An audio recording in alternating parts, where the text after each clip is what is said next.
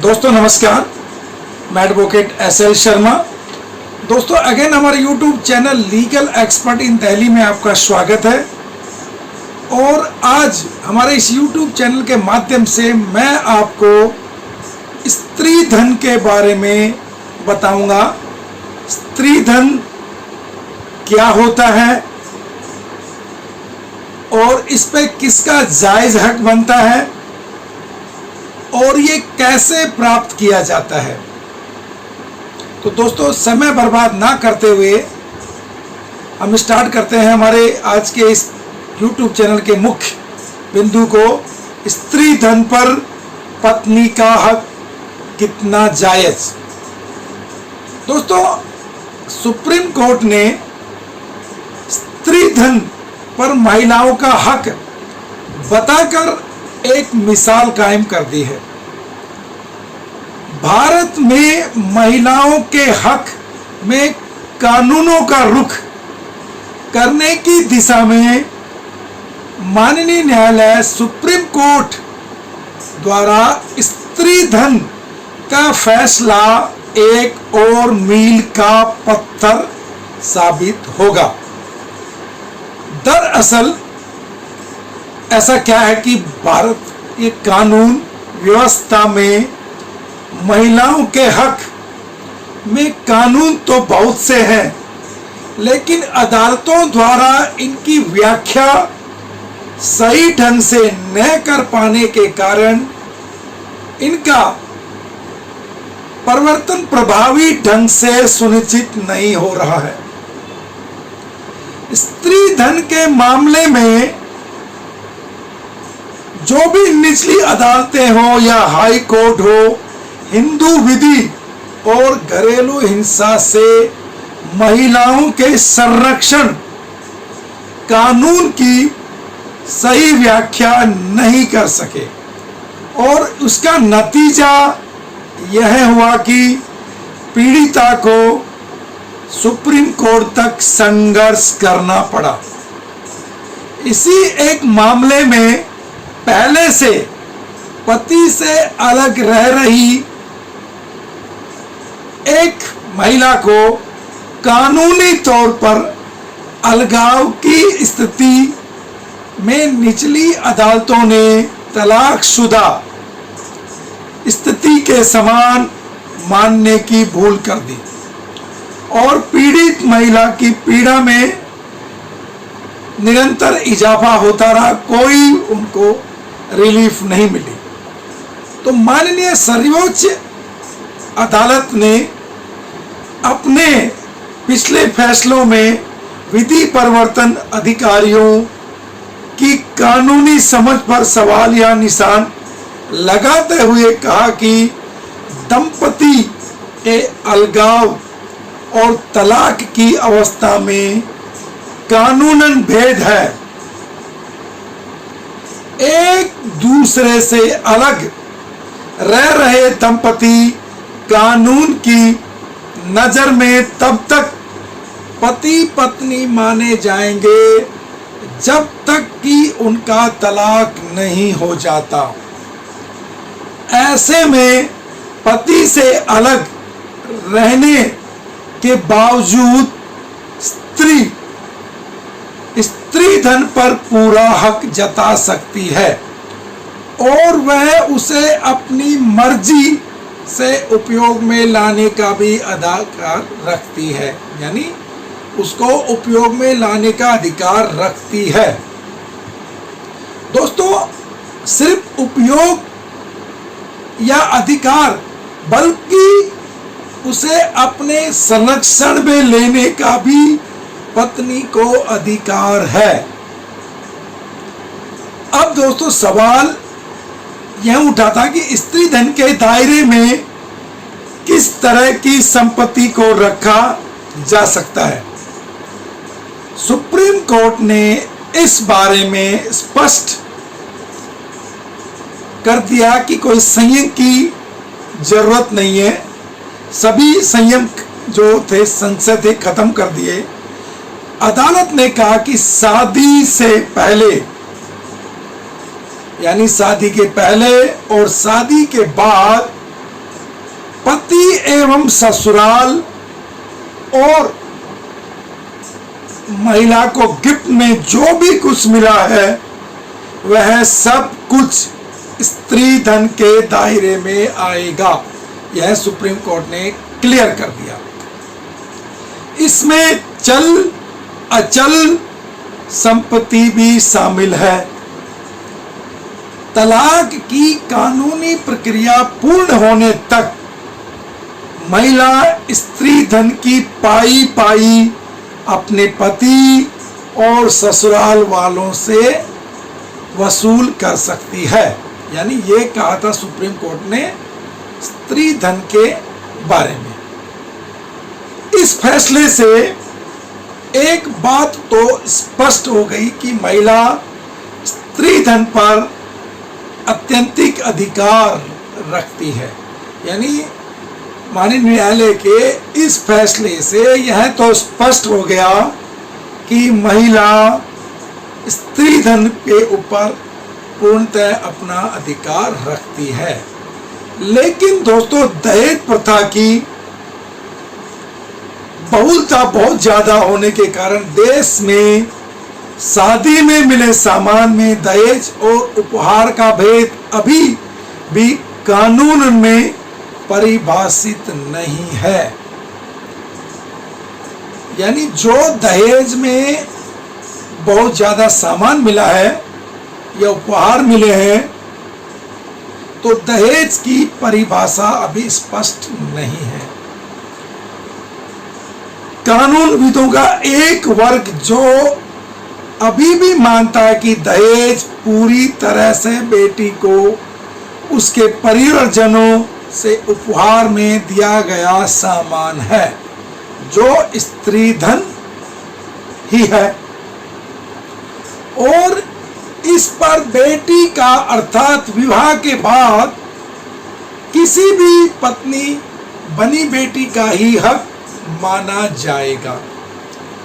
जबकि दूसरा तबका ऐसा भी है जो मानता है कि दहेज में बहुत सा उपहार पति को भी मिलता है। ऐसे में पति को मिले उपहार को स्त्री धन का हिस्सा नहीं माना जा सकता। हालांकि हिंदू विधि में साफ साफ कहा गया है कि शादी में वर और वधू पक्ष की ओर से अलग अलग उपहार दिए जाते हैं और उन पर पति पत्नी का समान हक होता है। ऐसे में पारिवारिक विवाद के बढ़ते मामलों को देखते हुए जटिल सवाल स्त्री धन के निर्धारण का है। इससे मौजूद हालात को मद्देनजर वधू पक्ष को ध्यान रखना होगा कि दहेज का जो सामान बेटी के नाम से ले और लिखित में इसकी सूची भी तैयार कर वर पक्ष को दी जाए, ताकि भविष्य में किसी अनहोनी स्थिति में कम से कम स्त्री धन का जो निर्धारण है उसमें संकट का सामना न करना पड़े। हालांकि नाम ही साफ है कि स्त्री धन स्त्री के लिए नियत है और इस पर पुरुष का हक किसी भी सूरत में अनुमान्य नहीं हो सकता। यानी अगर आपके बिटिया की शादी होती है तो शादी में आप जो भी उपहार सामान गाड़ी चल अचल संपत्ति जो भी देना चाहते हैं वो आप लड़की के नाम से परचेज करें। दोस्तों, बड़े अरमानों से दो परिवारों का ये रिश्ता जुड़ता है। लड़का अलग लड़की अलग शादी के जो बंधन में बंधे हैं, लेकिन अब इनका रिश्ता नहीं चला। लड़की ने ससुराल वालों पर दहेज का आरोप लगाया और अपना स्त्री धन मांगा, जिसमें सोने के गहने कपड़े और अन्य चीजें शामिल थी जो ससुराल वालों के कब्जे में थी।